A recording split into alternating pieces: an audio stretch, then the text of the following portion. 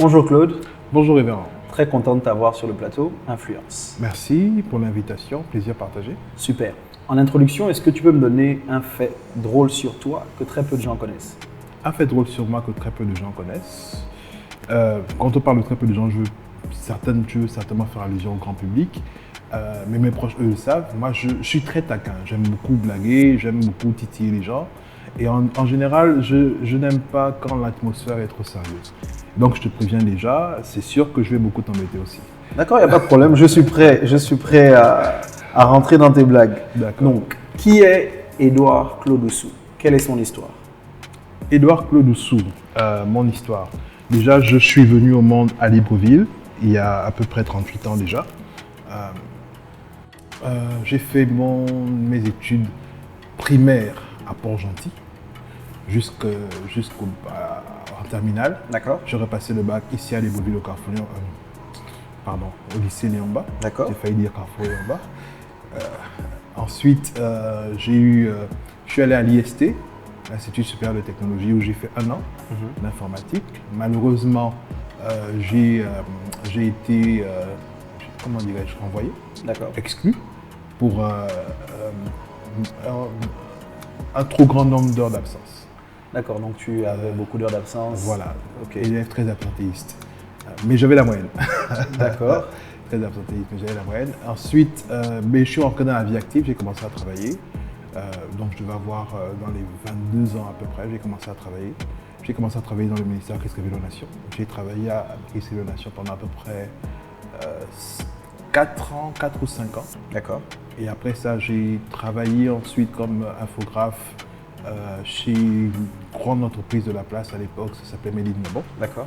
Après Méline Gabon, je suis allé travailler pour Afrocom International, qui est une entreprise de communication. Et là-bas, j'ai travaillé comme webmaster. D'accord.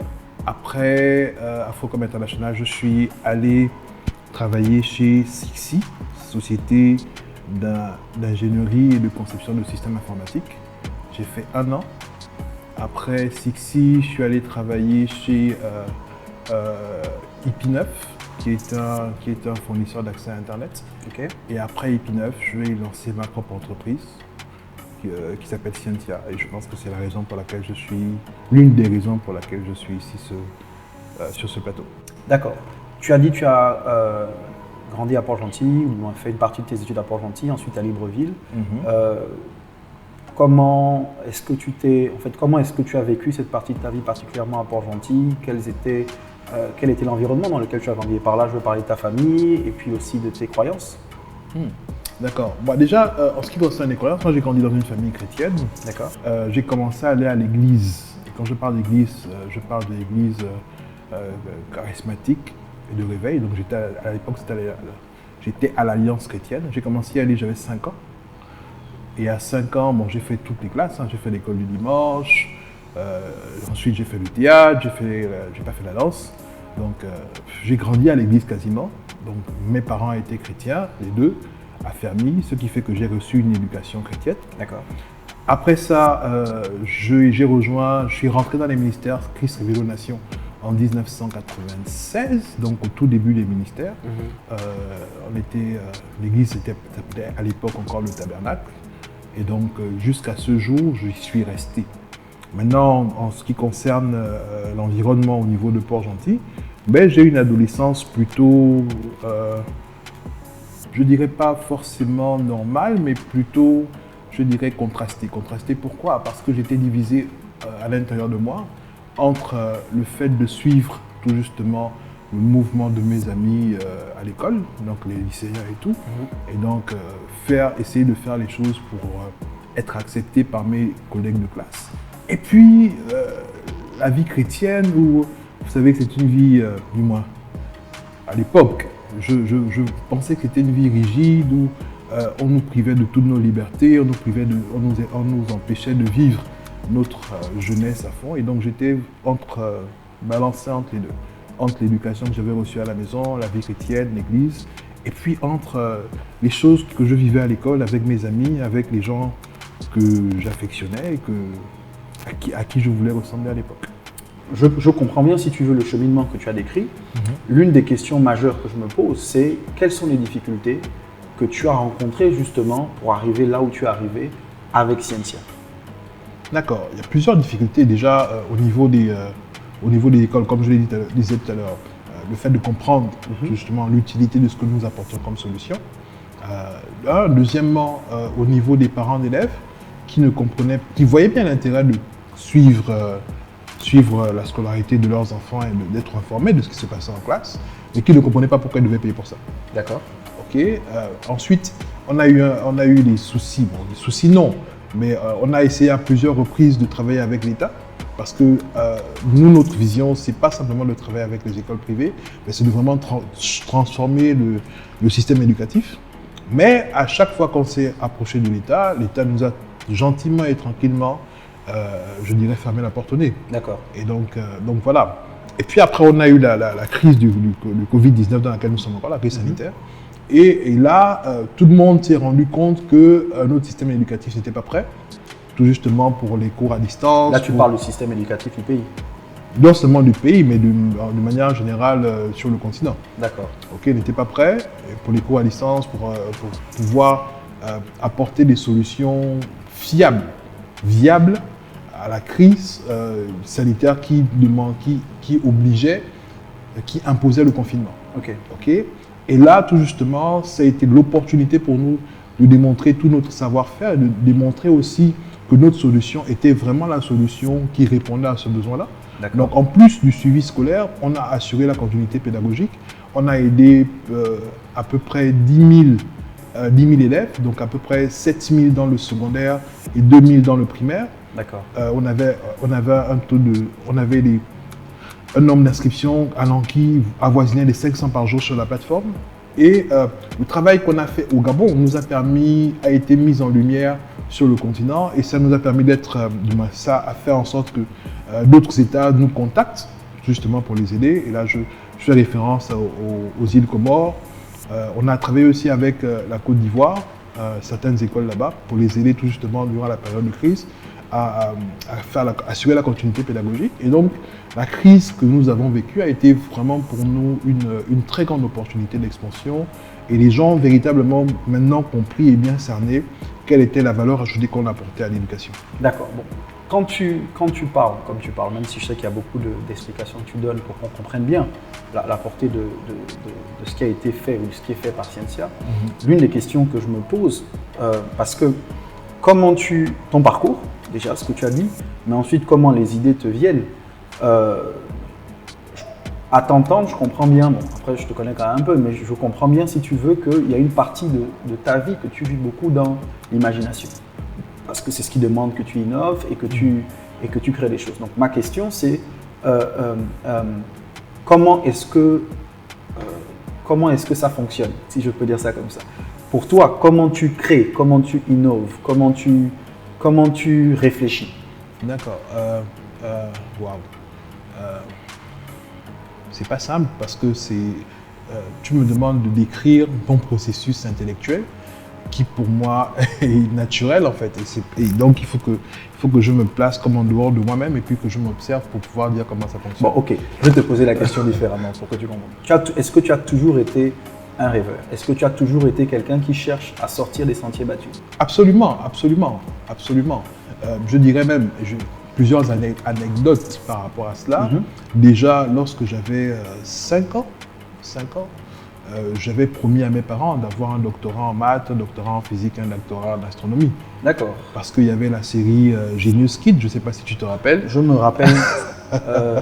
Qui passait à la télévision. C'était le titre qui était plus connu, c'était Arnold et Willy. Oui, ça je connais. Voilà. Et il y avait Willy qui était le plus petit, qui était le Sman, et j'étais beaucoup inspiré par lui.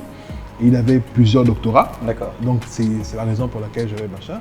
Mais après, plus tard, je me posais la question, j'avais le sentiment que je devais forcément faire quelque chose d'extraordinaire dans ma vie. Je ne savais pas quoi, je ne savais pas exactement ce dans quoi je devais travailler, mais j'avais cette force, ce fort ressenti-là. Ce qui fait que j'ai commencé à voir les choses de façon différente. À chaque fois qu'on me posait une question, bien que j'observais quelque chose, je me demandais toujours comment aller plus en profondeur, ou bien comment améliorer, je ne sais pas comment dire ça, creuser davantage le sujet pour pouvoir sortir quelque chose de totalement inédit qui ne s'est jamais fait. Je te prends un exemple simple. Je discutais souvent avec une jeune dame qui fait dans la, comment dirais-je, la pâtisserie, aujourd'hui, qui est cake designer, voilà le mot. Avant qu'elle ne se lance dans son projet. Et la question que je lui posais toujours, je lui dis, mais aujourd'hui, toi, tu veux faire les gâteaux, la pâtisserie et tout, c'est super. Mais qu'est-ce qui va faire en sorte que les gâteaux que toi, tu vas nous vendre, soient différents, soient meilleurs que tous les gâteaux qui existent déjà. D'accord. Et après, je lui demandais, est-ce que c'est pas possible, par exemple, d'étudier les ingrédients que tu utilises dans tes gâteaux. Exemple, tout le monde sait que le chocolat produit, nous permet de sécréter, j'ai oublié un certain type comment on appelle ça, un certain type d'émotion. Exactement. Et donc, parce qu'on sait que le chocolat a cette vertu-là de produire une certaine émotion, est-ce que c'est possible de faire des gâteaux, par exemple, qui peuvent nous rendre joie? D'accord. Quand on mange le gâteau, on est davantage joyeux. Est-ce que c'est possible de faire un gâteau qui nous rend amoureux? Ah, d'accord. Non, là, tu cherches à développer la formule de l'amour. L'élixir de l'amour, mais dans le gâteau. Mais la vérité, c'est que si les ingrédients sont capables de produire les émotions en nous, en faisant un mix intelligent des émotions, on est capable de produire ça, de créer des gâteaux, de produire, de fabriquer, je ne sais pas comment dire ça, de faire des gâteaux, préparer des gâteaux qui créent des émotions fortes. D'accord. Donc, j'ai beaucoup aimé l'illustration sur les gâteaux, l'élixir d'amour que tu veux créer. L'une des questions que j'aimerais te poser, c'est qu'est-ce qui fait, si tu veux, dans ton système de pensée, qu'est-ce qui fait effectivement que tu réussis à te lever tous les matins, que tu fais le choix de faire face justement aux différents défis? Là, tu as parlé de Scientia et des autres oppositions, freins, barrières auxquelles tu as fait face dans le domaine de Scientia. Et qu'est-ce qui justifie, si tu veux, cette perspicacité dont tu fais preuve? Je dirais qu'il y a plusieurs éléments qui rentrent en scène. La première chose, je pense pour moi la plus importante, j'ai été inspiré par un verset dans la Bible. Et d'ailleurs, il y en a plusieurs qui m'inspirent particulièrement. Il y a 1 Chronique 29-28 qui dit David mourut rassasié de jour, dans une heureuse vieillesse, rassasié de gloire et de bonheur. Et son fils Salomon régna après lui.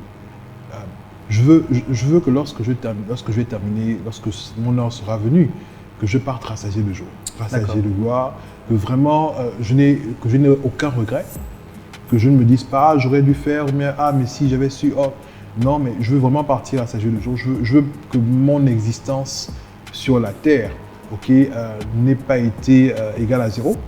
Donc je veux vraiment faire la différence dans la vie, dans le monde et dans la vie des gens qui m'entourent, premièrement. Je veux laisser un héritage à mes enfants, un héritage à la fois matériel, mais aussi un système de valeurs, un système de pensée qui leur permettra d'être toujours à l'abri du besoin, et, quels que soient les temps et les circonstances.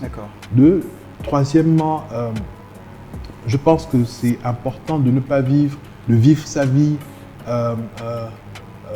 comment dirais-je, de vivre sa vie pour plus que soi-même. Et donc d'avoir véritablement un impact dans son environnement, un impact dans sa communauté, qu'il y ait un avant et un après, en fait. Que la Bible dit que Jésus, la Bible, c'est pas lui qui dit, mais Jésus a divisé le temps en deux. Il y a un avant Jésus et un après Jésus-Christ. Moi, je veux qu'il y ait un avant Oussou Édouard Claude et un après Oussou Édouard Claude, même si ce n'est pas écrit dans l'histoire. Voilà. D'accord. Plusieurs prix t'ont été décernés au Gabon et en Afrique, marquant le fait justement que tu fais partie de cette jeunesse qui affecte positivement, qui influence les choses. Mais quand je te dis influence, qu'est-ce que ça t'évoque toi, et comment est-ce que tu évalues ton influence ou celle de quelqu'un d'autre? D'accord. C'est une question assez difficile. Pourquoi? Parce que quand on me demande d'évaluer mon influence, j'ai du mal, j'ai beaucoup de difficultés. Pour moi, l'influence est liée à l'impact. D'accord. Mais c'est lié aussi à la capacité de faire changer les gens. C'est-à-dire d'amener les gens, par exemple, dans un chemin, de permettre aux gens d'accéder au chemin dans lequel ils veulent aller. Donc de leur ouvrir la porte, en fait, et puis de leur ouvrir la porte, d'une certaine façon. Et aujourd'hui, dans le travail que je fais, particulièrement avec Cynthia, on essaye de changer les choses. Par rapport à l'impact, c'est clair qu'on a de l'impact, et on l'a encore vu avec la crise sanitaire et tout. Mais maintenant, est-ce que cet impact-là veut dire que nous sommes des personnes influentes, nous sommes des personnes qui sont capables de faire changer de direction à des systèmes et tout? Je n'en suis pas encore totalement convaincu. D'accord. J'y travaille, certes, parce que comme je l'ai dit, on essaie de créer l'école de demain. Autre chose aussi par rapport aux personnes influentes, pour moi, quelqu'un d'influent, c'est quelqu'un qui, premièrement, doit être un modèle. Okay. Un modèle, un exemple à suivre. J'essaie de tous mes efforts de toujours être un modèle dans ce que je fais et d'aider les gens tout justement à se positionner sur la route du succès. Mais ce n'est pas toujours évident. Et puis après, il y a beaucoup de critères en fait qui sont des critères tellement subjectifs qui fait en sorte que pour X, tu es un modèle, tu es quelqu'un d'influent, pour Y, tu n'es pas du tout. Parce que par exemple, tu ne roules pas en Mercedes, parce que tu n'habites pas au bord de mer, du moins oui, au bord de mer, sur une maison qui donne sur le bord de mer, mais parce que tu ne t'habilles pas tous les jours en costume. Donc il y a toutes ces notions-là qui sont subjectives, en fait, qui font en sorte que j'ai du mal véritablement aujourd'hui à définir ce qu'est l'influence, mais donner une définition qui soit acceptée par la majorité en fait. Ok. Tout à l'heure, tu as parlé de la route du succès. En plus de Cynthia, tu as créé une plateforme. Tu es le fondateur de ce que tu as appelé la route du succès. Est-ce que tu peux nous en dire plus? Donc déjà, pourquoi la route du succès? Qu'est-ce que la route du succès? Pourquoi la route du succès? D'accord. La route du succès, au départ, part d'une interrogation que j'avais. Comment garantir le succès? Okay. Je l'avais pour moi, dans un premier temps. Okay. Je voulais avoir du succès dans ma vie. Ça fait partie de... Et je pense qu'on en a parlé déjà dans les questions précédentes. Je voulais avoir du succès dans ma vie, mais comment garantir le succès? C'est-à-dire, qu'est-ce que je devais faire pour être sûr d'avoir du succès? Et si je réussissais à trouver la bonne formule, comment permettre aux autres, comment communiquer cette formule aux autres pour que les autres également puissent avoir le succès dans ce qu'ils veulent faire. Donc c'est de là qu'est partie la route du succès. Et l'une des choses que j'ai apprises et qui est fondamentale au succès, c'est l'apprentissage, la soif de connaissance, le fait de se remettre en cause et de toujours chercher à améliorer ce que nous faisons. Sauf qu'on ne peut pas améliorer, on ne peut rien améliorer sans avoir de nouvelles connaissances. D'accord. Et donc, il faut être dans un processus constant d'apprentissage et de recherche de connaissances. Et c'est la raison pour laquelle, dans le cadre de la route du succès, on a initié plein de formations il y avait des formations gratuites, des formations payantes. On a lancé le club route du succès pendant 1 an, où des personnes s'abonnaient, payaient des fees, comment dirais-je, payaient un abonnement, des frais de participation. Et pendant 1 mois, pendant 1 an, chaque mois, ils recevaient au minimum 2 formations. Et des séances de coaching pour les aider à réaliser leurs projets, pour les aider à se réaliser eux-mêmes, à avoir du succès dans leur entreprise, dans lesquelles ils travaillaient, mais aussi à se développer personnellement. Donc en gros, c'est à peu près ça la route du succès. D'accord. Le succès. Au-delà, si tu veux, ou en dehors de ce que tu fais déjà, donc Cynthia, la route du succès, je sais que tu es auteur-compositeur, que tu as aussi écrit des mélodies, que tu as composé certains textes. On le voit sur certains de tes réseaux. Donc, à quand l'album? À quand l'album? Waouh. Tu sais, par rapport à ce volet-là, et c'est quelque chose pour laquelle entre guillemets, Dieu et moi, on n'est pas vraiment d'accord. Il m'a donné la capacité de jouer aux instruments, mais il ne m'a pas donné la capacité de chanter. D'accord. Et donc, difficile après d'avoir toutes ces aspirations-là, mais de ne pas être capable de les exprimer convenablement parce que la voix n'est pas là, en fait. Et pour moi, je ne sais pas comment dire ça, c'est comme une souffrance, c'est comme une prison, en fait.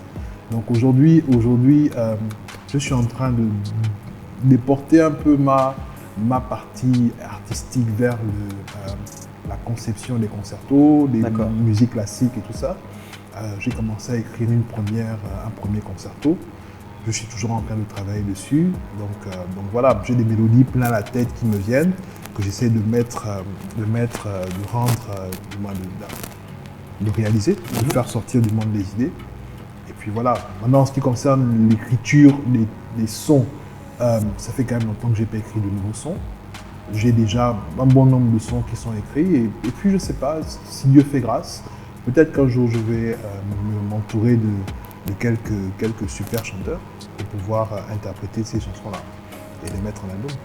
D'accord. Tu as beaucoup parlé de Dieu et tu as expliqué justement que l'éducation que tu as eue de base est une éducation chrétienne, que tu es chrétien. Donc quel a été le rôle de la spiritualité dans le développement de tes projets, de l'homme que tu es aujourd'hui, donc de Scientia, de la route du succès? Tout à l'heure, tu as cité un texte même en parlant de motivation personnelle pour justement continuer à te lever le matin, aller au bout de tes projets, ne pas avoir de regrets. Donc, quelle est la place de Dieu, du moins, quelle est la place de la spiritualité de Dieu dans ta vie et est-ce que ça affecte tous les domaines de ta vie? Je pense que la spiritualité, la place de Dieu est centrale, mais vraiment centrale du centre du central, quoi. C'est vraiment central, primordial. Pourquoi? Parce que, je ne sais pas si tout le monde a la même conception que moi de la spiritualité, mais pour moi, Dieu m'a permis de me connaître moi-même. Okay? Parce que je me connais moi-même, parce que je sais je connais mieux, pas forcément totalement, quelles sont mes capacités et puis quelle est ma destinée. Okay? Je suis capable de faire les choses et puis d'être en phase, d'être en harmonie avec moi-même et en harmonie avec ce qu'il dit. Je ne sais pas comment. Comme vous voyez par exemple les fléchettes, là, le jeu des fléchettes. D'accord. Donc c'est un cercle avec beaucoup de. Et puis Dieu, c'est le centre du centre en fait. Du jeu de fléchettes. Pourquoi? Parce que Dieu m'a permis, la spiritualité m'a permis de me connaître moi-même, de connaître mes capacités, de connaître ce que je pouvais faire, de connaître ma destinée. Et ça a été pour moi déclencheur. Ça m'a permis de m'affranchir de que dira-t-on, que penseront les gens, ainsi de suite. Et puis de faire exactement ce que je sentais être juste et que je devais faire. Okay. Donc là, c'est un. Deuxièmement, Dieu a été mon inspiration. Parce que je le dis pas souvent, mais moi, quand je ne travaille pas, ou bien quand je ne fais pas, quand je ne travaille pas d'une certaine façon, quand je ne suis pas occupé, j'ai tendance à me replier sur moi-même et à un peu déprimer. D'accord. Sauf que y a un verset qui pour moi qui est vraiment mon verset préféré, c'est Daniel 12, verset 3. Ceux qui auront été intelligents brilleront comme la splendeur du ciel. Et ceux qui auront enseigné la justice à la multitude brilleront comme les étoiles pour toujours et à perpétuité. Je pense que Dieu nous appelle à briller. D'abord, Jésus dit, nous sommes la lumière du monde et le sel de la terre. Donc, ce que ce verset m'indique pour moi, c'est que vraiment, connaître Dieu est primordial. Donc, connaître Dieu, c'est augmenter ses connaissances, c'est sortir de la façon de penser, comment dirais-je, ambiante, donc de la mentalité ambiante. C'est toujours rechercher à s'améliorer, toujours rechercher à atteindre la perfection, parce que Dieu est parfait. Et donc vraiment pour moi, la spiritualité en réalité ne peut pas être dissociée de mon activité. Parce que je pense que tout ce que je fais, tout ce que je vis est lié à ma spiritualité. Et puis juste pour une petite parenthèse, je pense que toi qui es pasteur, tu as souvent prêché dessus. La spiritualité en réalité, c'est la relation avec Dieu. Et c'est aussi la relation avec les autres. Et l'une des choses qui, moi, n'est pas souvent évidente, c'est la relation avec les autres. Sauf que les autres m'ont beaucoup aidé et m'ont beaucoup permis d'avancer. Par exemple, la relation que j'ai avec toi en particulier, où j'apprends à percevoir des choses qui, dans mon système de pensée, me sont totalement, je ne sais pas comment dire, invisibles ou étrangères. Tu vois? Et donc, c'est parce que comme le fait l'Église le fait, aussi ainsi un homme aiguise la personnalité de son prochain. Et j'apprends beaucoup de la communauté dans laquelle je suis, même si des fois l'apprentissage ne se fait pas toujours avec plaisir. D'accord. Mais j'apprends des relations que j'ai avec les membres de l'Église, j'apprends des relations que j'ai avec toi, j'apprends des relations que j'ai avec les gens dans mon système de travail. Et donc voilà. Donc Pour moi, vraiment, la spiritualité, donc la relation avec Dieu et la relation avec les autres, c'est juste central dans mon développement et dans ma façon de faire les choses. D'accord. Tout à l'heure, tu as parlé du succès. Je vais revenir dessus parce que j'ai lu un de tes e-books, parce que tu en as écrit quelques-uns, un de tes e-books qui justement mettait l'accent sur comment obtenir une promotion. Ok. Est-ce que tu peux en parler courtement? Parce que je souhaite que les gens se le procurent et je veux qu'ils sachent où le trouver et de quoi ça parle. D'accord. La grande majorité des gens pensent que la promotion, en fait, c'est quelque chose qui ne dépend pas forcément d'eux et qui dépend du bon vouloir de leur supérieur. Tout à l'heure, j'ai énoncé mon parcours et pour ceux qui ont suivi depuis le début, j'ai travaillé dans plusieurs entreprises différentes. Et dans chacune des entreprises dans lesquelles j'ai travaillé, j'ai pu, à un moment donné, négocier une promotion. Pourquoi? Parce que j'avais posé des actes qui contraignaient d'une certaine façon mon supérieur ou mes supérieurs à me donner une promotion. Donc ça veut dire que, et j'ai bien compris que la promotion en réalité ne dépend pas forcément n'est pas le fruit du hasard ou bien n'est pas le fruit de la providence, mais c'est une stratégie qui peut être mise en place. Donc ce sont des actes qui peuvent être posés qui tôt ou tard amènent votre supérieur, qu'il le veuille ou non, à considérer à vous donner une promotion. Maintenant, la promotion qu'il vous donne ne sera pas forcément une augmentation, mais vous allez lui prouver que vous êtes capable de monter en galant, donc d'avoir plus de responsabilités, d'avoir plus d'influence au sein de l'environnement ou bien de l'entreprise pour laquelle vous travaillez. D'accord. Comment est-ce que les gens peuvent se procurer cet e-book? Mais déjà sur mon site internet, www.edouardoussou.com, donc tout en bas de la page, il y a tous les e-books qui sont présents. Ou bien les gens peuvent me contacter sur ma page Facebook, Edouard Oussou. D'accord. Là encore, la partie message, ils me contactent et puis ils pourront avoir l'e-book. D'accord. Avant de conclure dans quelques temps notre interview de ce jour, j'aimerais que tu nous parles. Pourquoi on conclut déjà? C'est pas normal. On n'a pas assez duré, il faut qu'on continue. Il y a beaucoup de choses à dire. J'aimerais que tu nous parles. J'aimerais que tu nous parles du futur de l'éducation. Comment tu vois l'éducation au Gabon, particulièrement dans les 10 prochaines années? Au Gabon, c'est compliqué. Tu as parlé de l'école de demain. Oui, l'école de demain, certes. Mais l'école de demain au Gabon, c'est pas simple. Parce que déjà, les choses sont très compliquées, que ce soit dans la grande majorité des problèmes, des domaines. Je pense que le futur de l'éducation, de manière générale d'abord, ne peut pas être envisagé sans se poser les bonnes questions. Parmi ces bonnes questions, il y a quoi? Quels seront les contenus de demain? Quels seront les contenus éducatifs de demain? Donc, qu'est-ce qu'on va apprendre à nos enfants demain? Moi, je pense que déjà, l'école doit se tourner de plus en plus vers les valeurs. Pourquoi? Parce que les valeurs sont intemporelles. Et les valeurs, ce sont les éléments qui façonnent le comportement des gens. Donc, si on veut avoir des enfants qui se comportent correctement dans la société, il faut leur enseigner les bonnes valeurs dès le départ. Donc, ça, c'est un. Deuxièmement, après, l'éducation ne sera plus, comment dirais-je, transversale. Quand je parle de transversale, ça veut dire dépendant du système éducatif français. Et je pense que dans les pays anglophones, le système anglais ou américain, ainsi de suite. Je pense que l'éducation va, au fur et à mesure, se dissocier de cela et va devenir plus localisée. Pourquoi? Parce que chaque pays a ses ressources.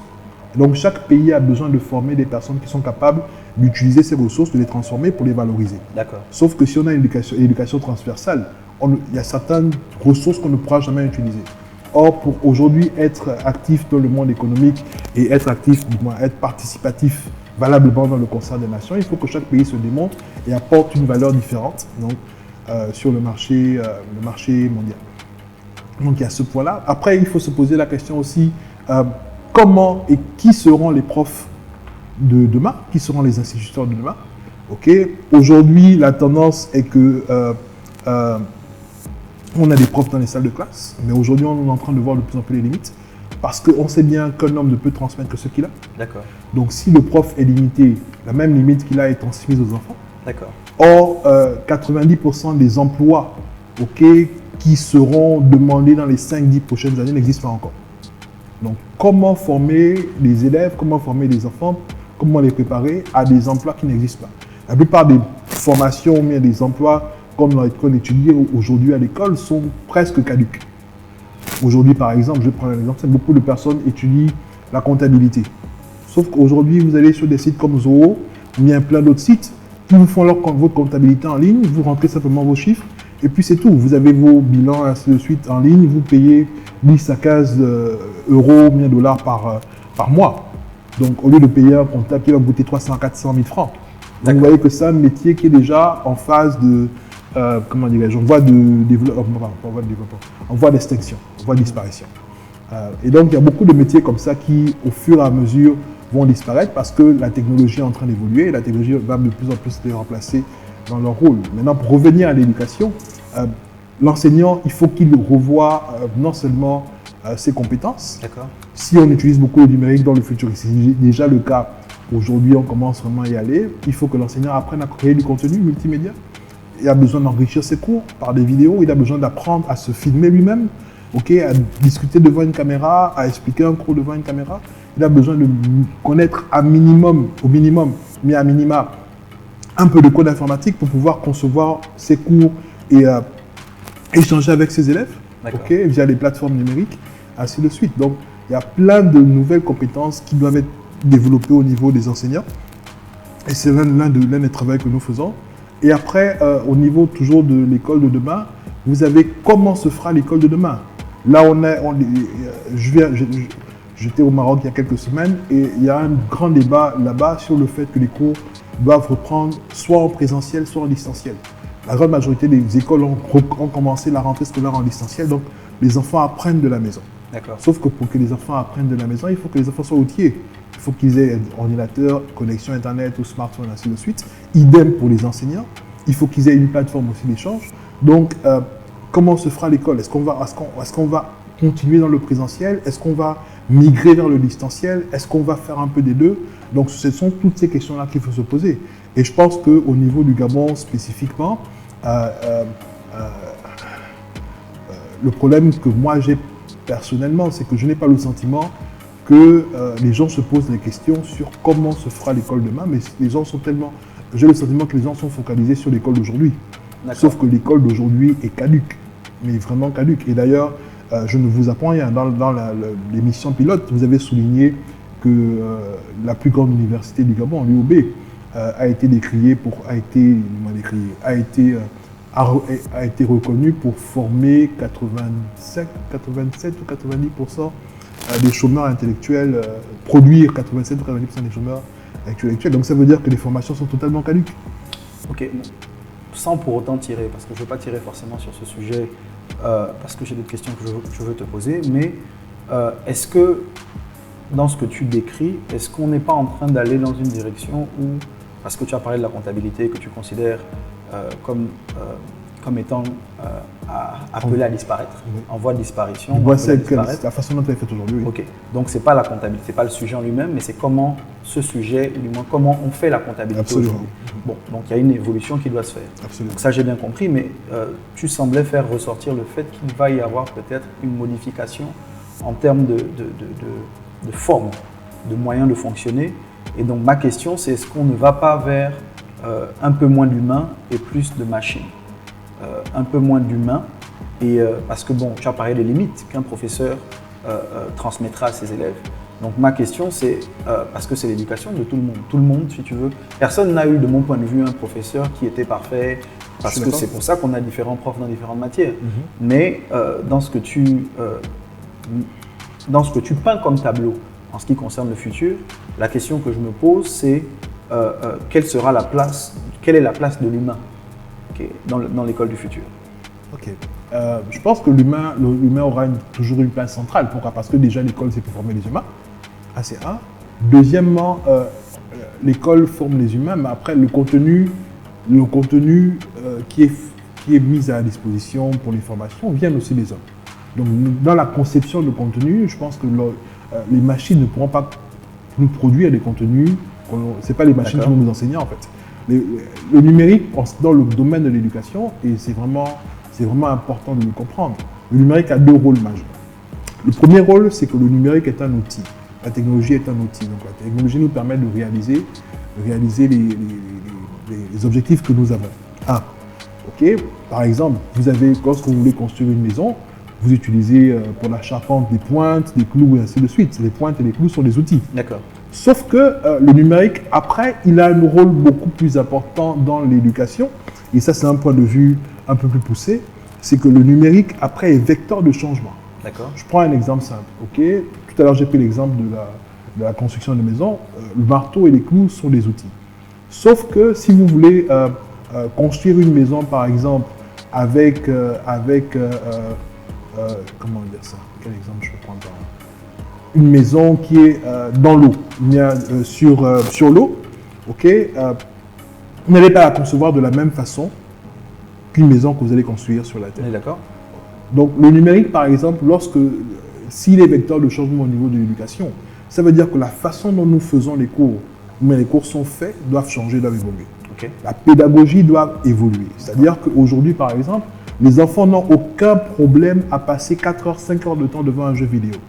Ils ont des gros problèmes à passer 30 minutes sur leurs devoirs. Comment faire en sorte que le jeu vidéo puisse rentrer dans les devoirs pour que les enfants aient plaisir à faire leurs devoirs de façon à ce que, tout en s'amusant. Okay? Les enfants aiment les écrans. Comment faire en sorte que dans la façon de faire les cours, les écrans soient utilisés pour que les enfants apprennent, mais aussi en s'amusant. Donc, le numérique peut être considéré comme un outil simple, okay, mais dans ce cas, il n'est pas vecteur de changement.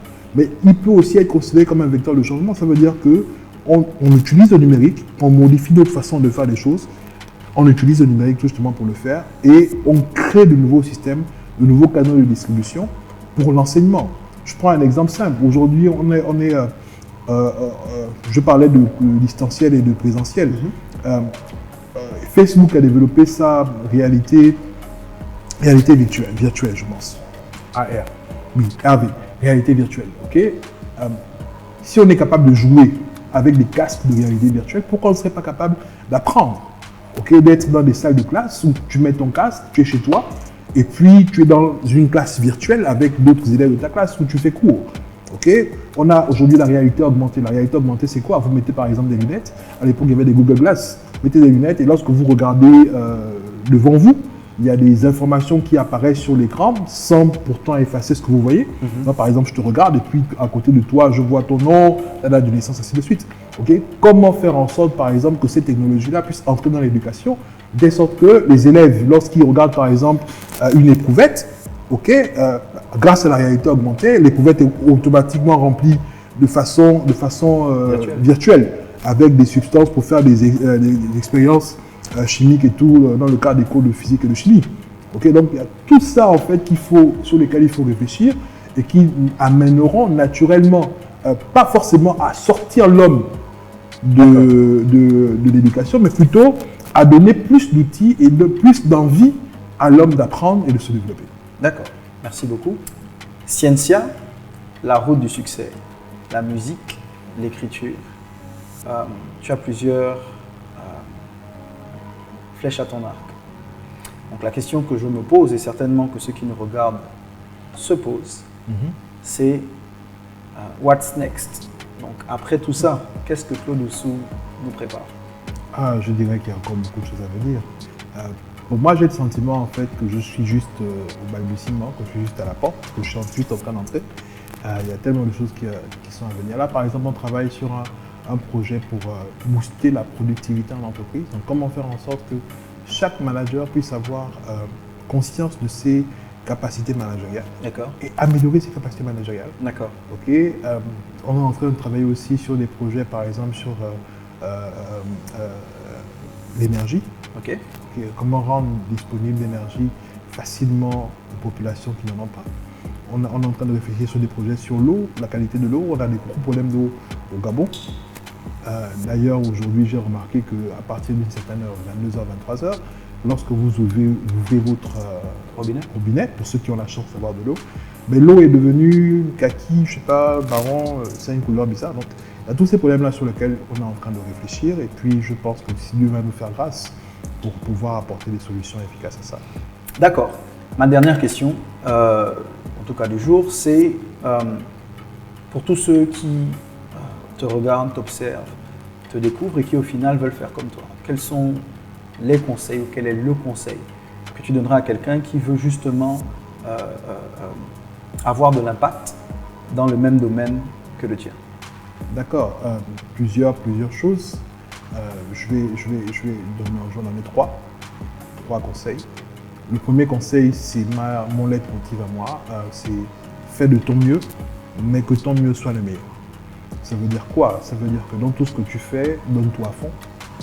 Mais se donner à fond ne suffit pas.